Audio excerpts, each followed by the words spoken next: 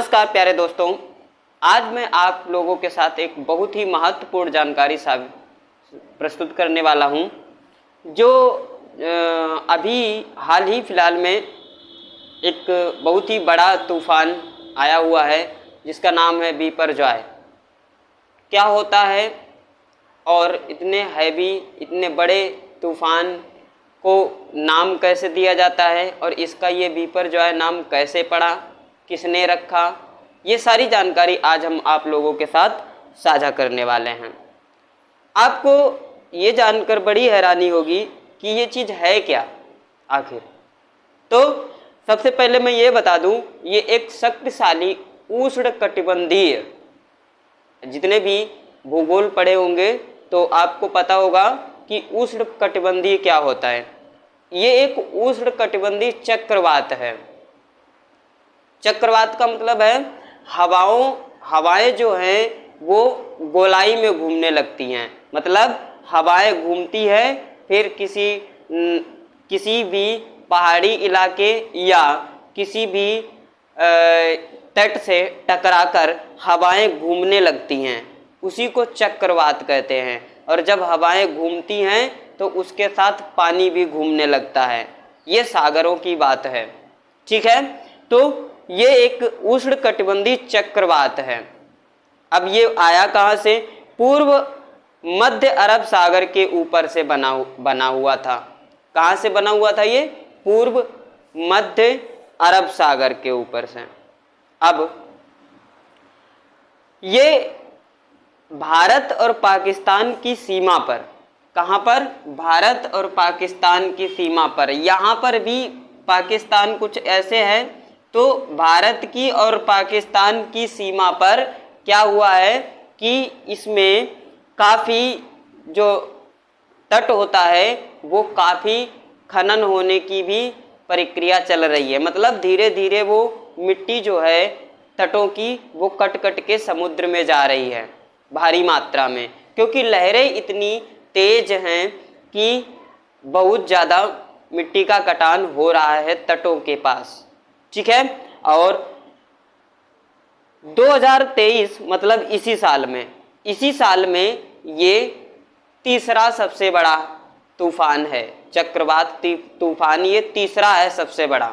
लेकिन इसके पहले जो दो आए हुए थे वो छोटे छोटे थे, तो इसीलिए हमें कुछ ज़्यादा न्यूज में या कुछ ज़्यादा खबरें उसके बारे में नहीं देखने को मिली और ना ही हमें कुछ ज़्यादा सुनने को मिला उसके बारे में, ठीक है। अब हमारे भारत के मौसम विभाग ने इसको 6 जून को ही बताया था। उन्होंने ये अनुमान लगा लिया था, भारत के जो मौसम विभाग के कर्मियों ने ये अनुमान लगाया था, अधिकारियों ने ये भी बताया था कि 6 जून को उन्होंने ये घोषणा की थी कि हो सकता है आगे चलकर ये बहुत बड़ा विशाल रूप ले लेगा, और वही हुआ, ठीक है। चलिए अब देखते हैं कि कितने क्षेत्र प्रभावित है इससे। पहली तो बात है, ये सबसे ज़्यादा इसने प्रभाव डाला है मुंबई, गुजरात और केरल के तटीय इलाके। मुंबई, गुजरात और केरल के कुछ तटीय इलाके। अब देखते हैं, मुंबई महाराष्ट्र, ये मुंबई है, और ये रहा केरल, और ये कर्नाटक, ये गोवा।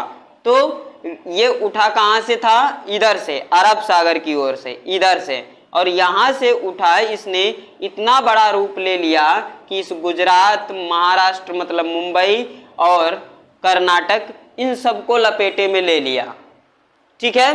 और अब आगे बढ़ते हैं। ये लहरें इतनी ऊंची थी कि धीरे धीरे वहाँ पर मौसम बन के बारिश भी होने लगी काफ़ी मात्रा में। और अब देखते हैं कि इसका नाम बिपरजॉय ही क्यों रखा गया और किसने रखा, ठीक है। तो इसमें हम बता देते हैं कि इसमें 13 देश की कमेटी शामिल होती हैं। 13 देश के मौसम विभाग की कमेटी शामिल होती हैं। वो 13 देश कौन कौन से हैं? चलिए, एक पैनल होता है इन लोगों का, मौसम विभाग वालों का, कि उसमें जितने भी आसपास के इलाके होते हैं जितने भी आसपास के देश होते हैं उनसे जो मौसम विभाग के कर्मी हैं उनकी एक बैठक होती है और उस बैठक में 13 लोग थे। एक पैनल होता है और उसमें 13 देशों के लोग शामिल थे। देखते हैं कौन कौन था। इसमें था भारत, फिर पाकिस्तान, पाकिस्तान 2 हो गए। तीसरा है ओमान, श्रीलंका, बांग्लादेश, ओमान, श्रीलंका, बांग्लादेश। जितने भी तटीय वाले देश हैं या जो देश चारों तरफ से पानी से घिरे हुए हैं, भारत तो सिर्फ 3 ओर से घिरा हुआ है। ठीक है, चलिए आगे। Myanmar, Maldives, Thailand, Myanmar,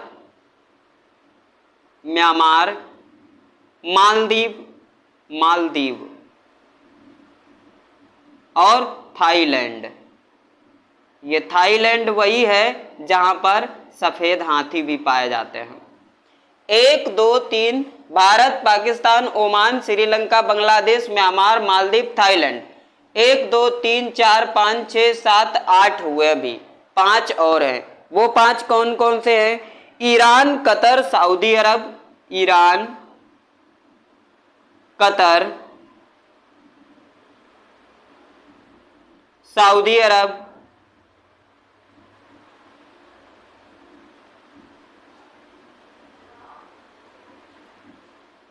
Iran, Qatar, Saudi अरब और यमन और संयुक्त अमीरात। 1 2 3 4 5 6 7 8 9 10 11। ठीक है, और संयुक्त अमीरात यहां हमने ऊपर लिख दिया है। ठीक है, और यमन यहां लिख देते हैं यमन। ठीक है, ये टोटल मिलाकर 13 देश हैं जिनकी एक पैनल में बैठक हुई थी। ठीक है, और इस बार जो तूफान का नाम रखने की बारी थी वो थी बांग्लादेश की। किसकी थी? बांग्लादेश की। इसकी बारी थी। इन सभी देशों ने कहा कि भाई अब आप ही डिसाइड कीजिए कि इसका क्या नाम रखोगे। ठीक है, ये हमें जानकारी अभी अभी हमने प्राप्त की है। कुछ इधर उधर से सर्च किया और बहुत सारा कुछ सर्च करने के बाद हमने बहुत सारी चीजें ढूंढ के निकाली हैं जो हम आज इस वीडियो में आपको दिखाएंगे। ठीक है, ताकि आपको भी पता चले कि ये होता क्या है।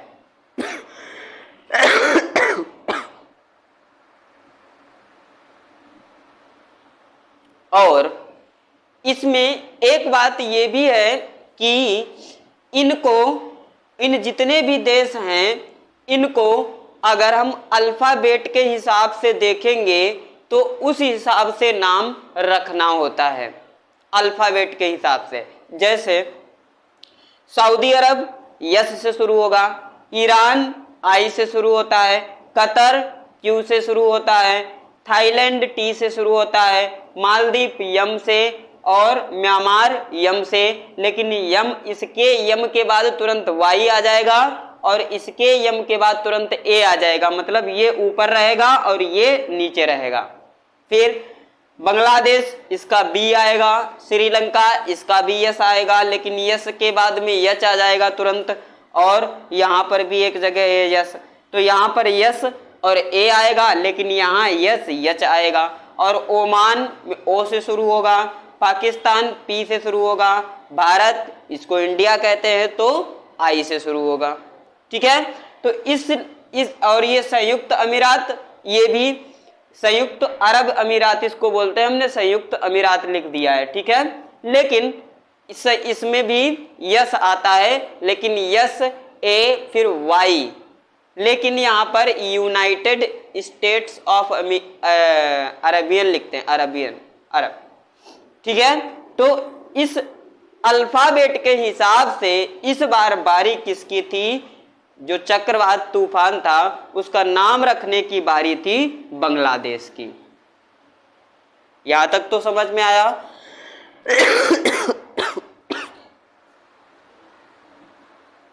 ये उत्पन्न कैसे होता है?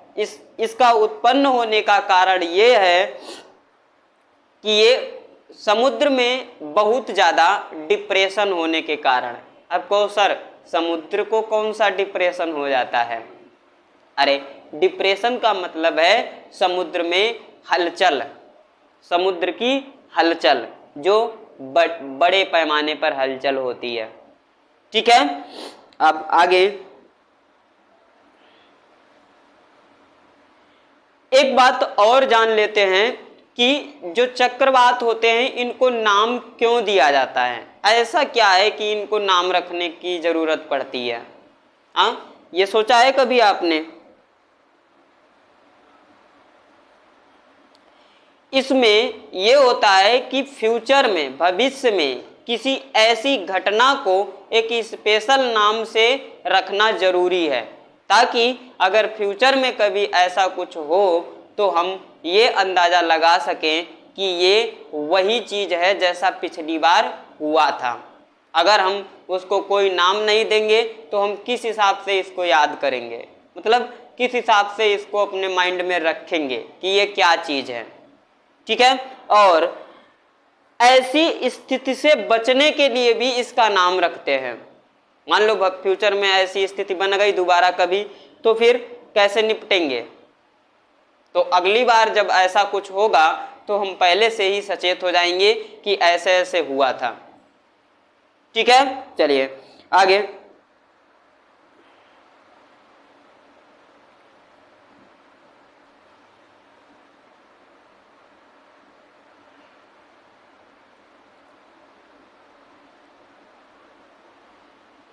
अब एक बात ये भी बता देते हैं आपको कि जो चक्रवाती तूफान होते हैं इनकी जो सीरीज है वो कितने टाइप की होती है, कितने प्रकार की होती है। इनको 5 श्रेणियों में बांटा जाता है। ये जो हमारा चक्रवात होता है, ये जो जितने भी चक्रवात होते हैं इनको 5 सीरीज में बांटा गया है। जब हम चक्रवात की बात कर रहे हैं तो कर ही लेते हैं। देखिए ये उठा कहाँ से था? यहाँ से, और इसने बहुत ही बड़े चक्रवात का रूप धारण करके इन इलाकों को बहुत ही ज्यादा हानि पहुंचाई है, नुकसान पहुंचाया है। ठीक है, चलिए अब आगे देखते हैं कि ये जो चक्रवात होता है इनको कितनी श्रेणियों में बांटा जाता है। ठीक है, तो थोड़ा ज्योग्राफी का है ये पार्ट और ट्रेजेडी भी है इसमें। ट्रेजेडी का मतलब ये है कि नुकसान ज्यादा हुआ है। चलिए इसको 5 श्रेणियों में बांटा जाता है। पहली श्रेणी में जो तूफान की रफ्तार होती है वो 119 km पर सेकेंड। ये हो गई फर्स्ट सीरीज, मतलब पहली श्रेणी। ये पहली सीरीज है। ठीक है, दूसरी 119 से 153, 119 से 153, 119 से 153 किलोमीटर पर सेकेंड के हिसाब से क्या चलती है? हवा। दूसरी श्रेणी में 154 से 177, 154 से 177 किलोमीटर पर सेकेंड, पर आवर होगा, प्रति घंटा होगा यहाँ पर। इतने ये सेकेंड आ गया। अब तीसरी श्रेणी क्या है? 1782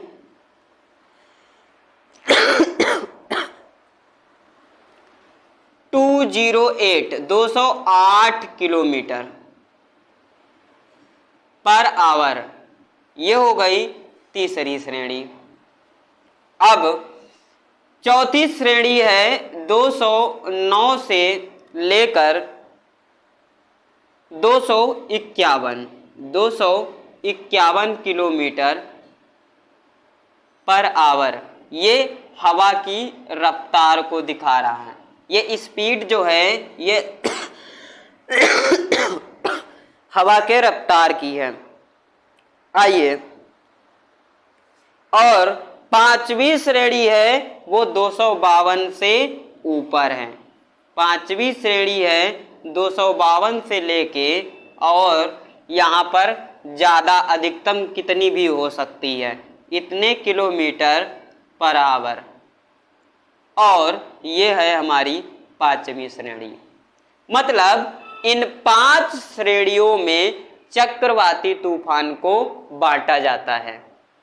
अगर किसी भी तूफान की 119 से लेके 193 किलोमीटर पर घंटे की रफ्तार है हवा की, तो उसको हम पहली श्रेणी में रखते हैं। 154 से 177 किलोमीटर पर घंटा की रफ्तार से हवा चलती है या उसके साथ बारिश होती है तो उसको सेकंड श्रेणी में रखते हैं। बाकी ये तीसरी श्रेणी में, ये चौथी श्रेणी में, और ये पांचवी श्रेणी में। पांचवी श्रेणी में 252 के ऊपर कितना भी आंकड़ा हो वो पांचवी श्रेणी में ही रहेगा।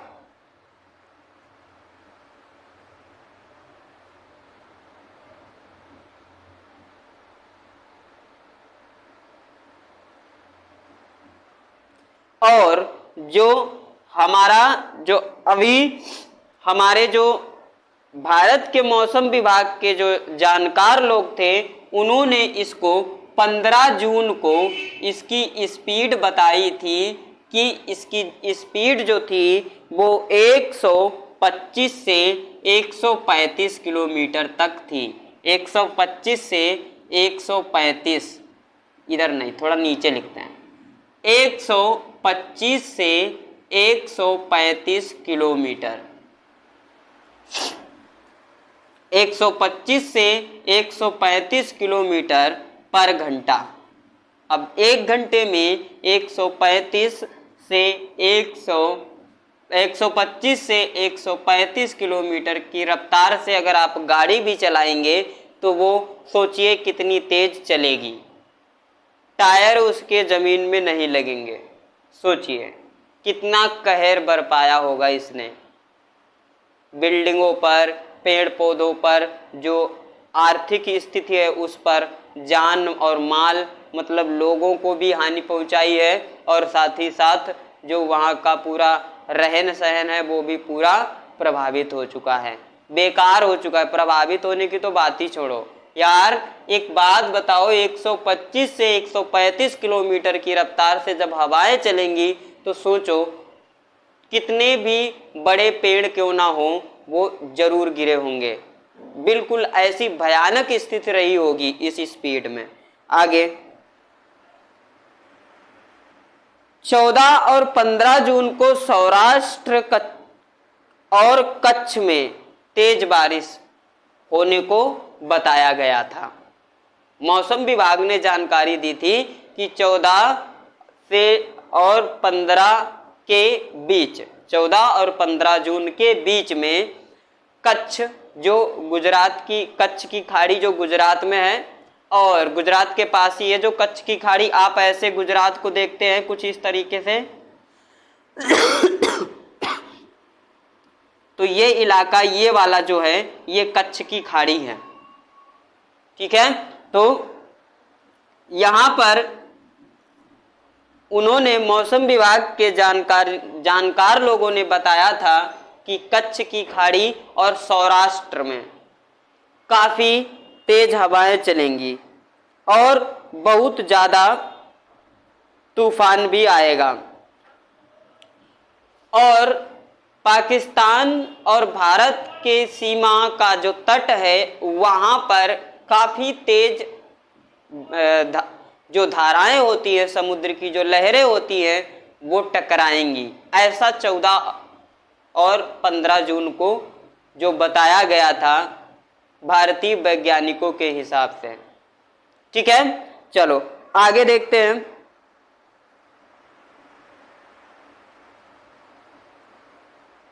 अब यहां पर देखिए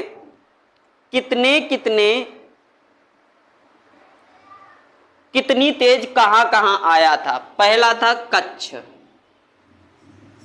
कच्छ, फिर देवभूमि द्वारिका, देवभूमि द्वारका।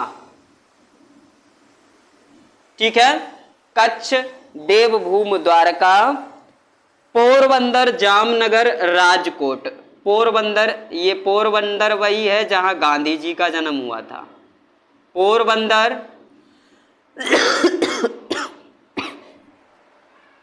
राजकोट,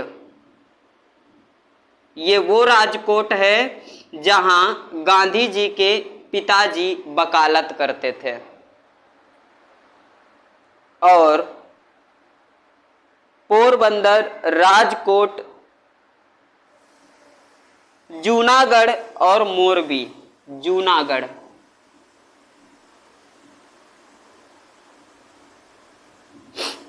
आपने शायद कथाओं में, कहानियों में पुराने लोगों से पढ़ा होगा जूनागढ़। जूनागढ़, ये कौन सा जूनागढ़ है? ये वो जूनागढ़ है जहां नरसी एक कृष्ण भक्त था, सुना होगा। और इसके आगे मोरबी, मोरबी ये गुजरात के, और गुजरात के तट के आसपास के वो इलाके हैं जिनमें 15 जून को बताया गया था। इसी 15 जून वाली डेट को ये आंकड़ा दिखाया गया था कि इतनी स्पीड से इन इन स्थानों पर तूफान आया था। ठीक है, चलिए और आगे कुछ हम जानकारी आपके साथ साझा करते हैं थोड़ी सी।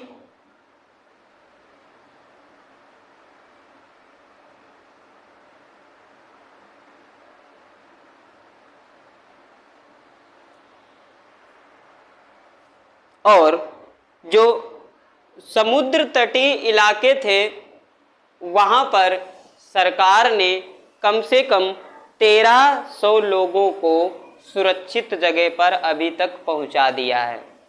ठीक है, कोई ये आंकड़ा कम ज़्यादा भी हो सकता है, लेकिन अभी तक जो हमने देखा है, जहां से मैं आपको ये डेटा बता रहा हूं, वहां पर 1300 ही दिखा रहा है।